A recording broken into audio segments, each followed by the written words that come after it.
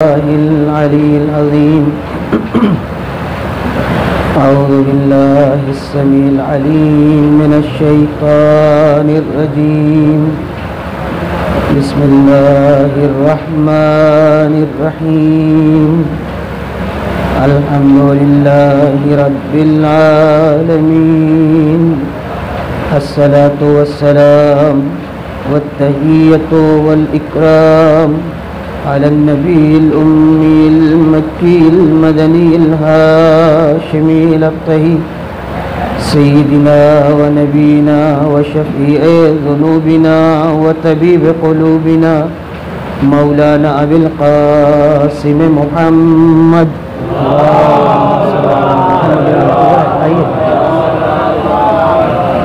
ثم الصلاة على أهل بيته الأطيبين الأنجبين الهداة المهديين لا سيما بقية الله في الأراضين روحي له الفداء أما بعد قال إمامنا الصادق عليه الصلاة والسلام شيعتنا خلقوا من فاضل طينتنا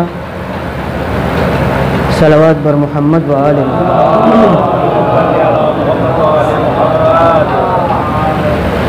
मेरी आवाज़ थोड़ा मध्यम है, पंखे की आवाज़ ज़्यादा है और मजलिस भी ज़ाहिरन साल में एक मरतबा ये होती है, तो बहरहाल मैं कोशिश करूँगा कि पंखे पर मेरी आवाज़ गालिब आ सके। एक मरतबा सलावत पढ़े मोहम्मद व आले। ये ख्वाजा मस्जिद में भी मुझे हैरत हुई कि इतने ज़माने से इतनी बड़ी मस्जिद है, आज से 10 साल पहले का वाक़या ही है, और वहाँ हम जब पहुँचे तो यही फ़ैन जो इसमें लगाते हैं दीवार में, बहुत तअज्जुब हुआ।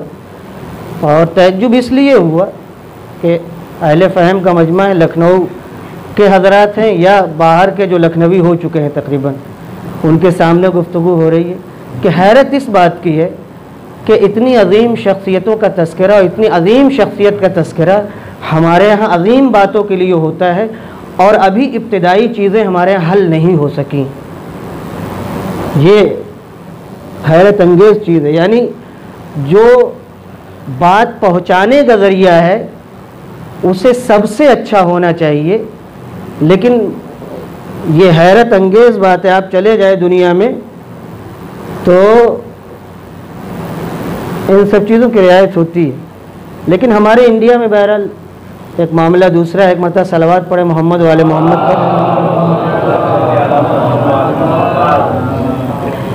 मैंने छठे इमाम हज़रत इमाम सादिक़ अलैहिस्सलातु वस्सलाम की एक हदीस,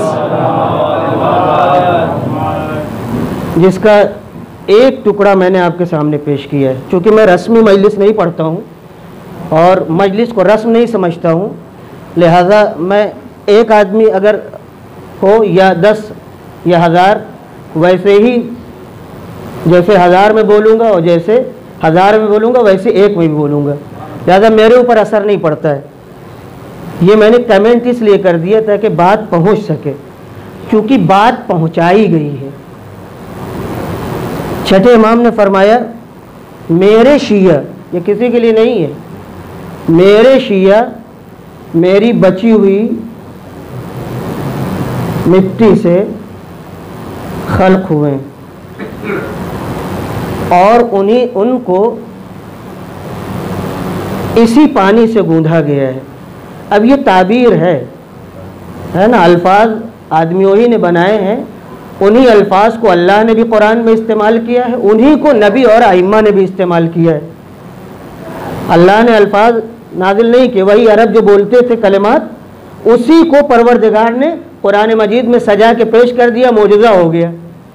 और जब ही तो मौजज़ा बना कि अल्फाज आपके हों मगर उसमें करामत की बातें नज़र आए। एक मरतबा सलावत पढ़े मोहम्मद वाले मोहम्मद।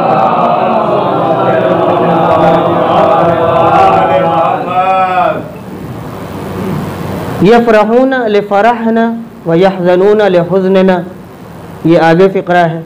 हमारी खुशी में खुश होते हैं और हमारे रंज और गम में गमज़दा होते हैं।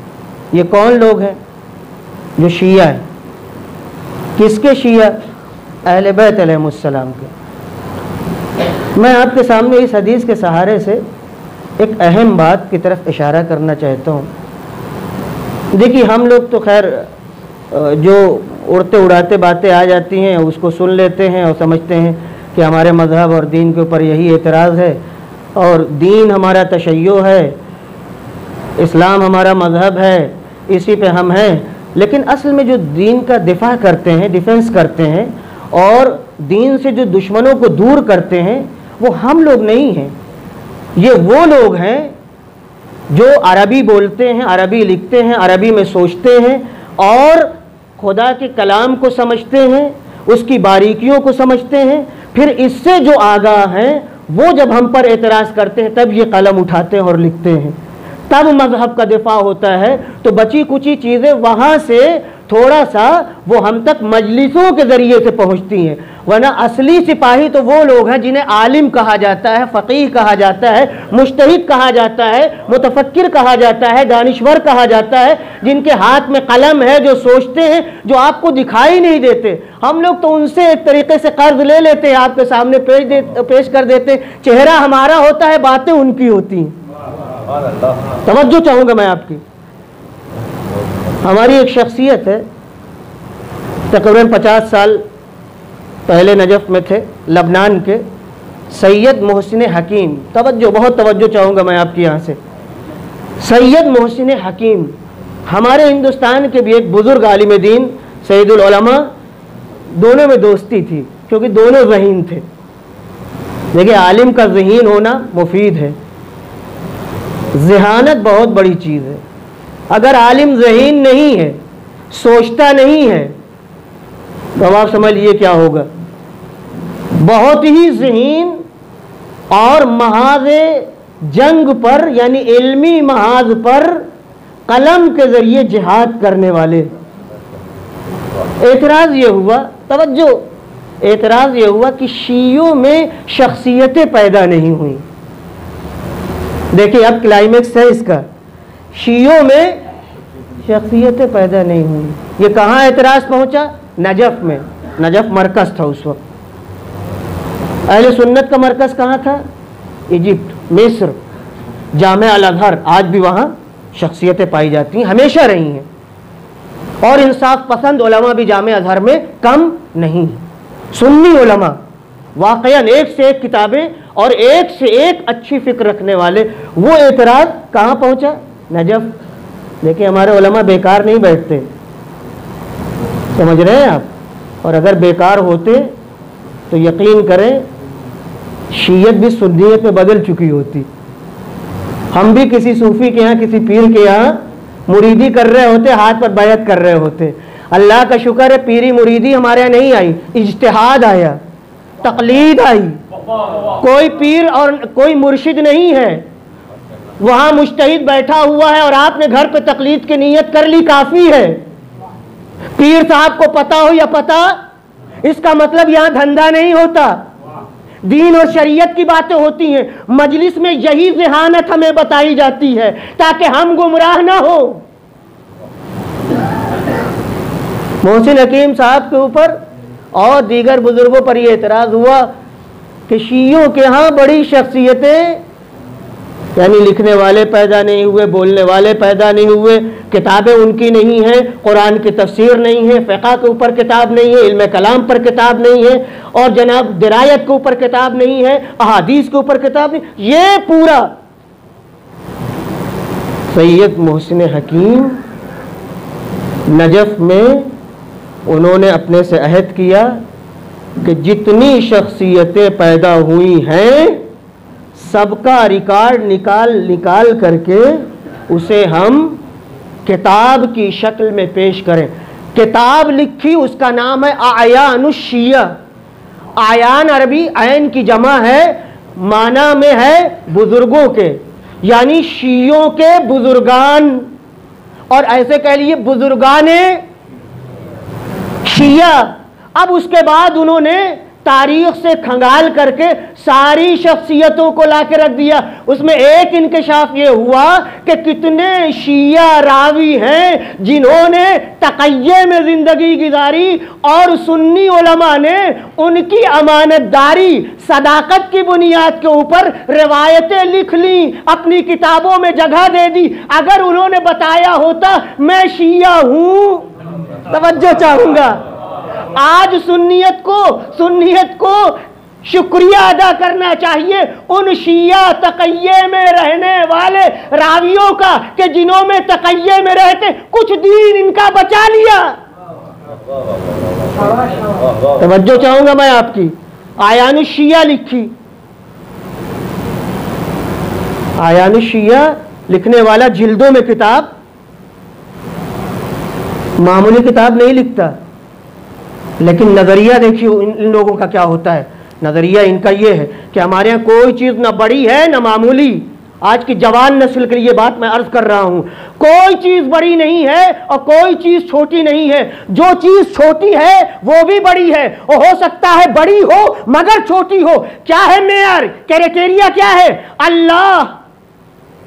अगर अल्लाह मद्देनजर है तो छोटी चीज भी बड़ी है, और अगर अल्लाह मद्देनजर नहीं है तो बड़ी भी। वाकई इन उलमा ने उंगली पकड़ के हम लोगों को सिखाया चलना।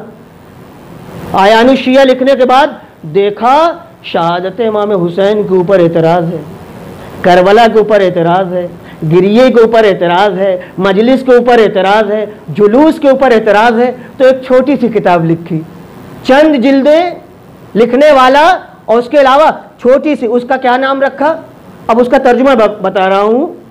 आईने सोगवारी, एहतिमाम मजालिस के आदाब। मैं ये बातें क्यों कह रहा हूं? इसलिए कह रहा हूं कि मौजूदा जवान नस्ल ये समझने लगी है मजलिस एक रस्म है, और मैं ये बताना चाहता हूं मजलिस रस्म नहीं है।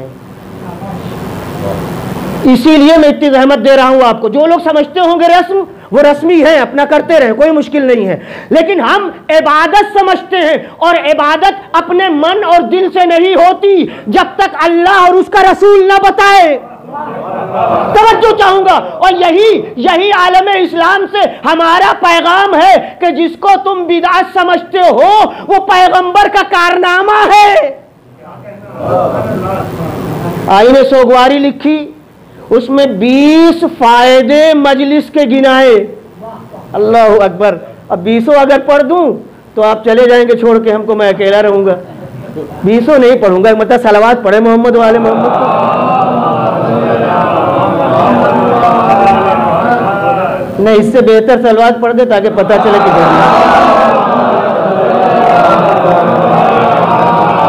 बहुत तवज्जो चाहूंगा। पहला फायदा मजलिस का, मैं नहीं कह रहा हूं, मेरी हिम्मत नहीं, मैं तो बहुत मामूली तालिब इल्म हूं। आयानुशिया सैयद मोहसिन हकीम, इत्तेफाकन यहीं पर जिक्र कर दूं, आज से 15-20 साल पहले जब हम ईरान में थे, वज़ात भाई तशरीफ़ फरमा है, अदीब हैं, अहले कलम हैं, और अहले कलम यहाँ बैठे हुए हैं। वहाँ इक़बाल के ऊपर एक बहुत बड़ा हाल है। सोचिए, देखिए शख्सियतों की कद्र कैसे की जाती है। और मैं आपको बताऊं, क्या करूं, अम्मामा है सर पे, थोड़ा सा उससे हट के है, मगर जवानों के लिए मैं बता दूं कि कदरदानी किसको कहती है। हम इंडिया में रहते हैं ना, यहाँ कदरदानी माना नहीं रखती। वहाँ यहाँ तक के ईरान में बिस्मिल्लाह खां शहनाई के ऊपर भी एक हाल बना हुआ है। अब आप समझ लीजिए, अल्लामा इकबाल के हाल में एक बहुत बड़ा प्रोग्राम हो रहा था जिसमें बाहर के मंदूबीन आए थे, हम तलबा भी गए हुए थे। इत्तेफाकन उस वक्त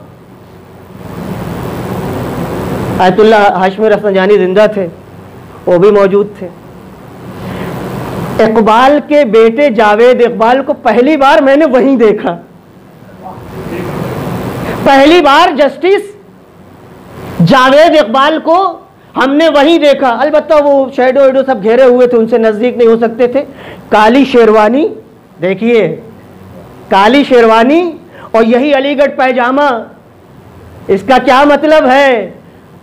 अपना लिबास, अपना कल्चर नहीं भूलना चाहिए। तवज्जो चाहूंगा मैं आपकी। और उसी कॉन्फ्रेंस में मोहसिन हकीम साहब के बेटे भी आए हुए थे। ये मैंने इसलिए जिक्र किया ताकि मैं बता दूं कि ये किताब की फ़कत बात नहीं है कि जिसे कहा जाए दास्तान है, हो गई, नहीं। मैंने खुद मोहसिन हकीम साहब के बेटे को देखा कि खुद वो अहले दानिश, अहले फिक्र थे, लबनान से बुलाए गए थे।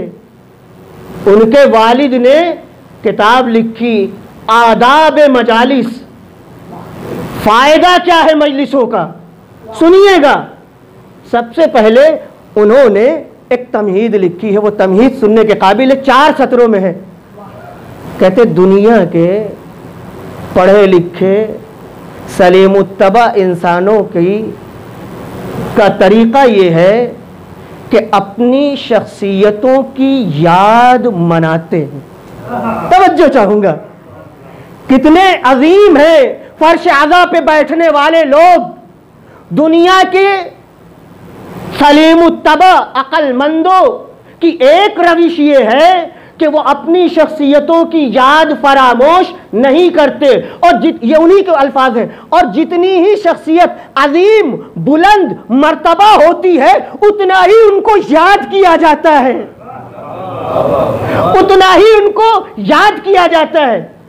अब आप समझ लीजिए, जब दुनिया के, अब मैं यहां से कहना चाहता हूं, फितरत किसको कहते हैं? फितरत उसको कहते हैं जो चीज स्कूल में सिखाई ना जाए मगर सबके अंदर पाई जाए, कामन हो, जिसे पढ़ाया ना जाए, सिखाया ना जाए, जोग्राफिया की कैद ना हो, सरहद की कैद ना हो, जबान की कैद ना हो, नेचर की कैद ना हो, फकत इंसान हो। तो आप जहां चले जाएं वो चीजें जहां जहां पाई जाएं, इसका मतलब यह है कि हर इंसान की फितरत और तीनत में है।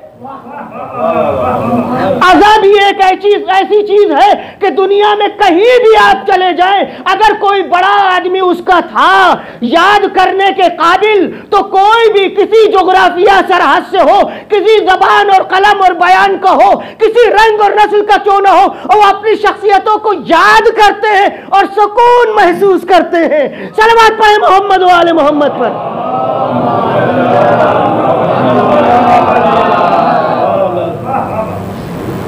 अब आइए, हम क्यों मजलिस करते हैं? पहली बात, मोहसिन हकीम साहब कहते हैं इसलिए कि हम मुसलमान हैं। अब यहीं से सुनिएगा, हम रसूल खुदा का कलेमा पढ़ते हैं। अब मुसलमान जुड़ गए यहां से। अभी तक इंसानों की बात हो रही थी, अगर आप इंसानों की कैटेगरी में हैं तो बात तमाम हो गई। तवज्जो चाहूंगा। अब चलिए आगे बढ़ते हैं।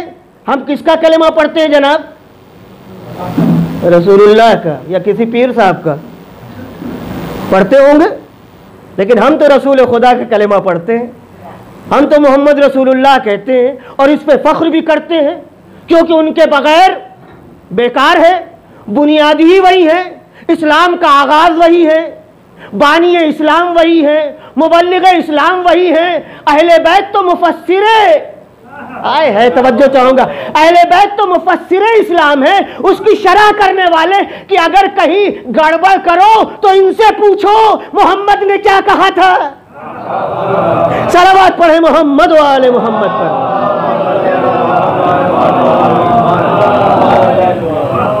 हम मुसलमान हैं और मुसलमान होने का तकाजा ये है, तवज्जो चाहूंगा, कि अगर पैगंबर किसी से मोहब्बत रखते हैं, किसी से प्यार करते हैं, तो हम भी उनसे मोहब्बत करें।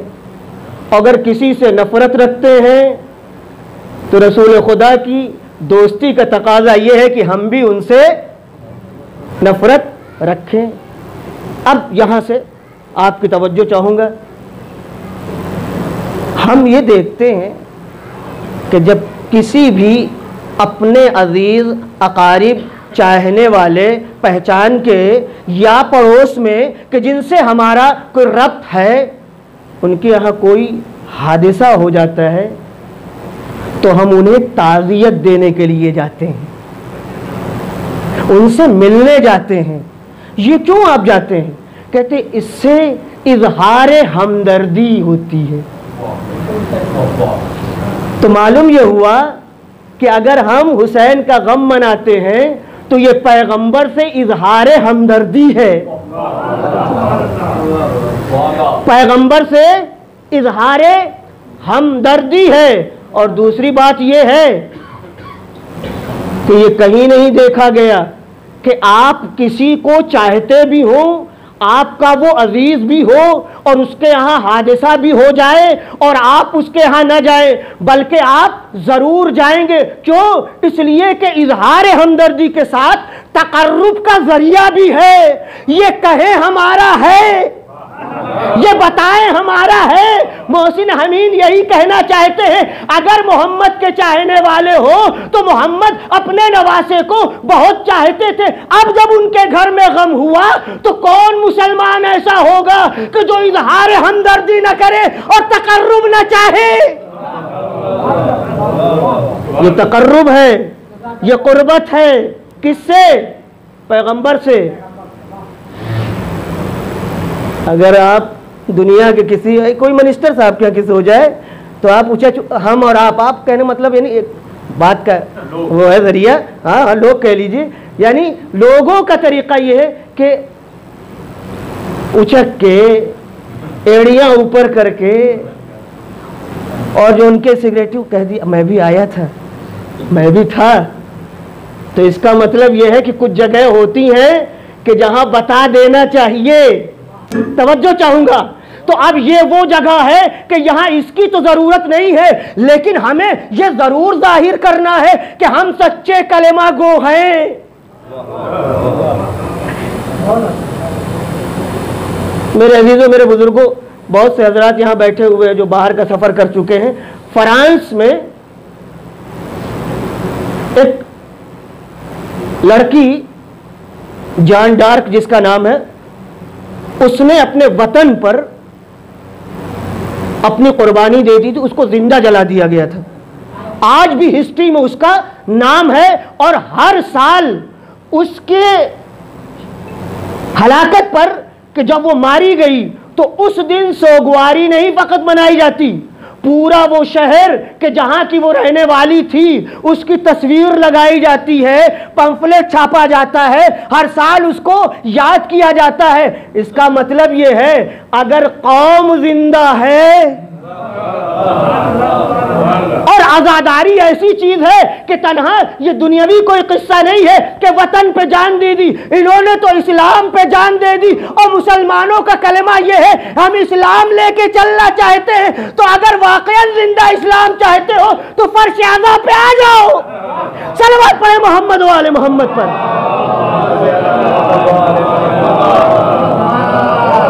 इसलिए कि फर्श आज़ा इस्लाम को जिंदा करने का जरिया है।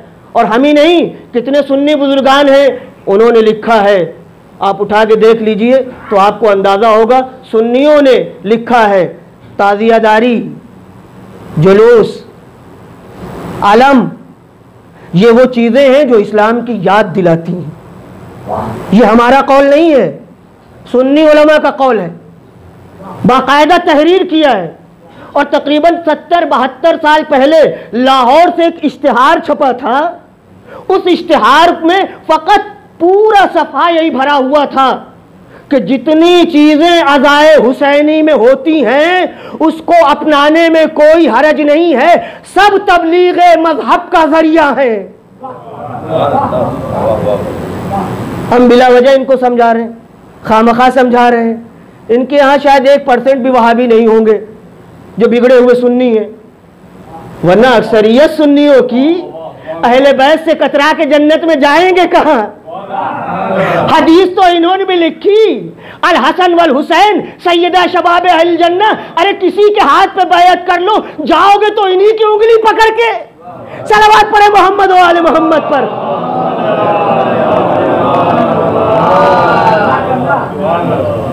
मेरे अजीजों, मेरे बुजुर्गों, तो पहली चीज ये है जो मजलिस का फायदा वो ये है कि हम रसूल खुदा से इजहार हमदर्दी करते हैं। पैगंबर की कुर्बत, पैगंबर की कुर्बत जिसे अल्लाह ने अपना हबीब कहा हो, जिसे कुरान मजीद में नाम लेके पुकारा नहीं परवरदिगार ने, अगर उसकी हमसायगी नसीब हो जाए, अगर उसके पड़ोस में हम लोग आ जाएं, तो जाहिर सी बात है फिर एक मोमिन, एक मुस्लिम की कामयाबी इसी में है। और दूसरी एक और, उसके बाद मैं ज़हमत तमाम कर देना चाहता हूँ। एक तो ये इजहार हमदर्दी, इजहार ताज़ियत, और दूसरी चीज़ हक़ की नुसरत। कसम खुदा की ये आलिम की ज़बान है, हक़ की नुसरत। हक़ एक ऐसा कलमा है कि कुरान मजीद कहता है व माज़ा बादल हक़ इल्ला ज़लाल, हक़ के बाद गुमराही के अलावा कुछ है ही नहीं। तीन चीजें नहीं है दुनिया में, हक़ या बातिल, बातिल या हक़, कोई तीसरी चीज है ही नहीं। तवज्जो चाहूंगा मैं आपकी। हक़ की हमदर्दी, हक़ का इहया और बातिल का मिटाना। मेरे अजीजों, मेरे बुजुर्गों, अब ज़ाकिर और खतीब तन्हा नहीं रह गया जो मिंबर पर आता है, आप भी हक़ की हिमायत में शामिल हो गए। ये मिंबर कहां तक जाता है और कहां तक पहुंचाता है? फर्श अज़ा पर बैठने वाले, और हमारे बुजुर्ग उलमा ने सराहतन ये बात कही है, तन्हा मिंबर पर बोलने वाले ही हक़ की हिमायत में नहीं। अगर ये मजमा ना आए तो बात कैसे पहुंचे? तवज्जो चाहूंगा मैं आपकी। लिहाजा ये ना कहिए मौलाना को बोलना चाहिए था, मौलाना को कहना चाहिए था, मौलाना वहां नहीं बोले। आप क्यों नहीं बोले? आप क्यों नहीं बोले? शीयत में मजहब का ताल्लुक हकीकी मानों में जाती है, फिर इज्तिमाई है। तो हर फर्द अपनी जगह इमाम की हदीस के मुताबिक उनका चाहने वाला है, उनकी बची हुई मिट्टी से पैदा हुआ है। तो जना जाकिर में कोई खास बात नहीं है, आप जो बुलाने वाले हैं आप में भी खास बात है। लिहाजा अब आप देखिए किसको मिंबर पर बिठा रहे हैं और वो क्या पेश कर रहा है। अगर हक की बात है तो क्या कहना, और अगर अफसाना है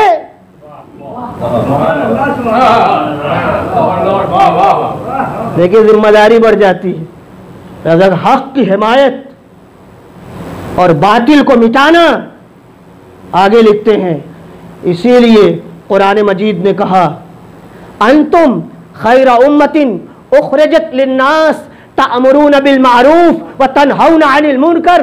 तुम वो बेहतरीन उम्मत हो कि अल्लाह ने खास तौर से तुम्हें निकाला ताकि अच्छाइयों का हुक्म दो और बुराइयों से रोको। इमाम हुसैन निकलते वक्त यही कह रहे थे, इन्नी लम अखरुज अशरौ वला बतरा वला मुफ्सिदौ वला जालिमा इन्नमा खरजतु लितलबिल इस्लाह फी उम्मत जद्दी उरीदु अन आमुरा बिल मारूफ व अनहा अनिल मुनकर। मैं नेकियों के लिए निकला हूं, बुराइयों से रोकने के लिए निकला हूं। तो अगर हमारे मुआशरे में नेकियां हैं तो इसका मतलब पैगाम हुसैनी पहुंच रहा है, और अगर नेकियां नहीं है कुछ और हैं तो इसका मतलब पैगाम हुसैनी नहीं पहुंचा। आज दुनिया की मजबूरी ये है कि अपने बनाए हुए कानून में फंसती जा रही है, और इस्लाम की खुसूसियत यह है कि वो अपनों के लिए भी कानून देता है और गैरों के लिए भी कानून देता है। आज ये आवाज बुलंद हो रही है कि सियासत में भी अखलाक की मुदाखलत होना चाहिए। अब जब गाड़ी फंसी है तो सियासत में भी अखलाक की मुदाखलत होना चाहिए। इस्लाम की 1400 साल पुरानी आवाज है, हर जगह अखलाक की मुराद होना चाहिए, तन्हा सियासत में नहीं, हर जगह। और इमाम हुसैन का एक पैगाम यही था कि अगर इस्लामी अखलाक और अक़दार को तुमने गिरा दिया तो यजीद जैसा तुम्हारे ऊपर हुक्मरानी करेगा। कहे जाओगे सहाबी, कहे जाओगे ताबई, कहे जाओगे पैगंबर के हाथ पर तुमने कलेमा पढ़ा, मगर जब हुसैन मारे जाएंगे तो मदीने में हो के भी, नवासे रसूल को पहचान के भी चुप्पी साध के बैठ जाओगे, इसलिए कि हमसे क्या मतलब, जब हम तक ये आग आएगी तो देखा जाएगा। ये फिक्र हमेशा रही है और आज भी ये फिक्र है, मगर फिक्र हुसैनी ये नहीं है।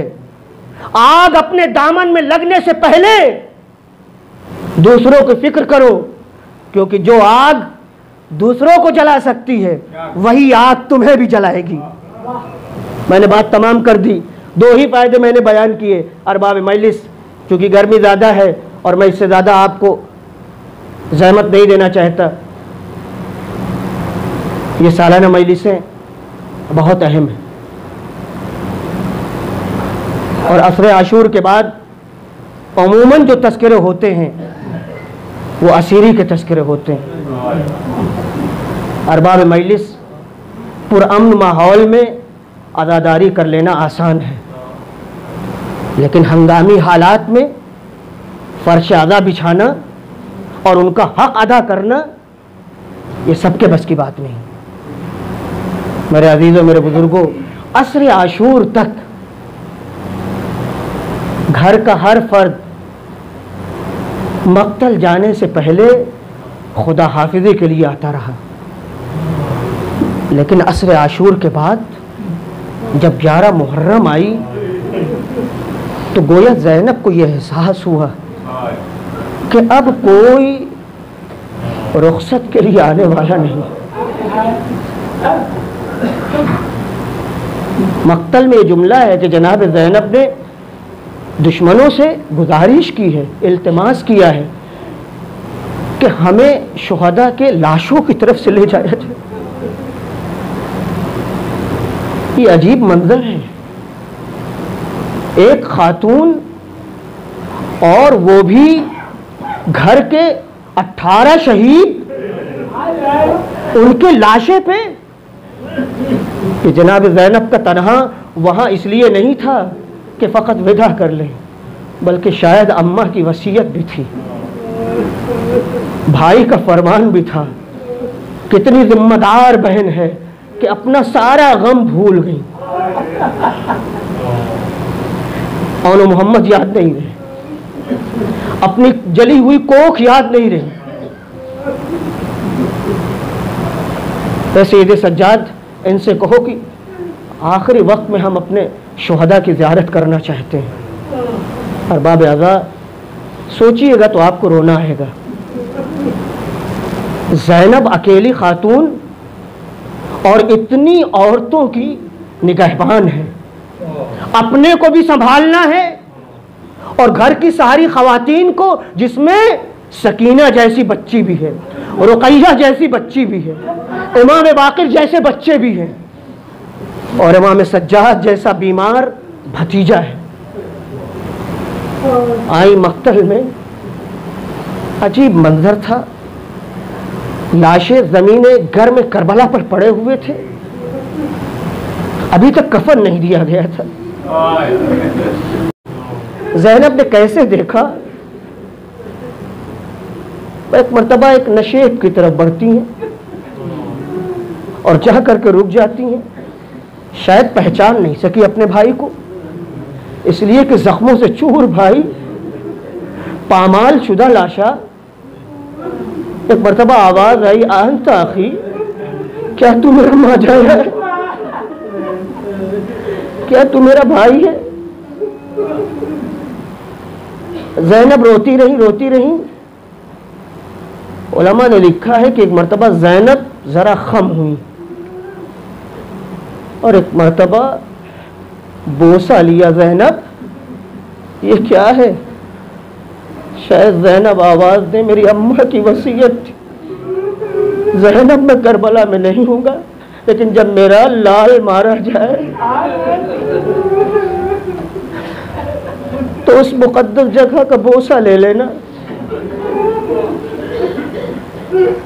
एक मर्तबा ज़ैनब मुतवज्जे हुई, देखा सैयद सज्जाद, जैसे लग रहा है कि दुनिया से अभी रूह उनकी निकल जाएगी, वहां फौरन लाशे को छोड़ा, भाई से जुदा हुई और एक मरतबा आंसू पोंछते हुए भतीजे के पास पहुंची। मेरे लाल क्या बात है? सैयद सज्जाद कुछ नहीं बोलते, सैयद सज्जाद कुछ नहीं बोलते। एक मरतबा फूफी अम्मा ने झंझोड़ा, मेरे लाल सैयद सज्जाद, मेरे लाल सैयद सज्जाद क्या बात है? अरे मैं डरती हूं कहीं ऐसा ना हो कि तुम्हारी रूह जन्नत को परवास कर जाए। एक मरतबा सैयद सज्जाद ने बेड़िया संभाली, हथकड़िया संभाली और एक मरतबा खिताब करके कहा, फूफी अम्मा अरे आप देखती नहीं जवान बेटा मौजूद है, घर वालों के लाशें पड़े हुए हैं, बाप का लाशा बेगौर कफन पड़ा हुआ है। ज़ैनब ने कहा, ए सैयद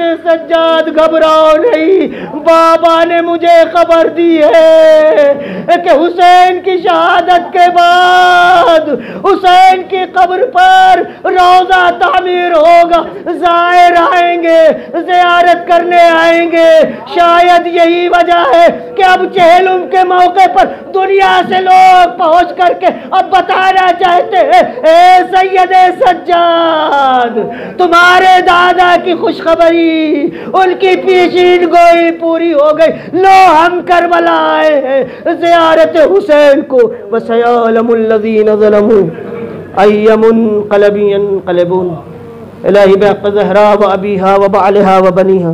परवरदिगारा हमारी मजलिसों को कबूल फरमाना। परवरदिगारा जो लोग बीमार उनको शिफाए कामिल व आजिल अता फरमा। परवरदिगार हम में जो परेशान हाल उनकी परेशानियों को दूर फरमा दे। परवरदिगारा हमारे इस मुल्क में अमन व अमान पैदा कर दे। परवरदिगारा तुझे वास्ता है मोहम्मद व आले मोहम्मद का, वो लोग जो बेरोज़गार उनको हलाल तय्यब व ताहिर वसी रोज़ी इनायत कर। परवरदिगारा शियों में इत्तेहाद व इत्तेफाक पैदा कर दे, मुसलमानों में इत्तेहाद व इत्तेफाक पैदा कर दे। परवरदिगारा हमें दीन की मारिफत इनायत कर दे। परवरदिगारा हमें दीन में समझ इनायत कर दे। परवरदिगारा अहले बैत के सदक़े में हमारी नस्ल को इस आखिरी ज़माने के फितनों से बचा ले। हमारे जवानों में इल्म व अमल का जज़बा पैदा कर दे। हमारे बुज़ुर्गों में वक़ार पैदा कर दे। हमारी औरतों में इफ़्फ़त व पाकदामनी पैदा कर दे। परवरदिगारा उलमाए आलाम का साया हमारे सरों पर कायम और दायम रख। हमारे इमाम को हमसे मिला दे और हम सब के रफ्तार व किरदार से उनको राज़ी व खुशनूद कर दे। रब्बना तक़ब्बल मिन्ना इन्नका अंतस समीउल अलीम। मातम हुसैन।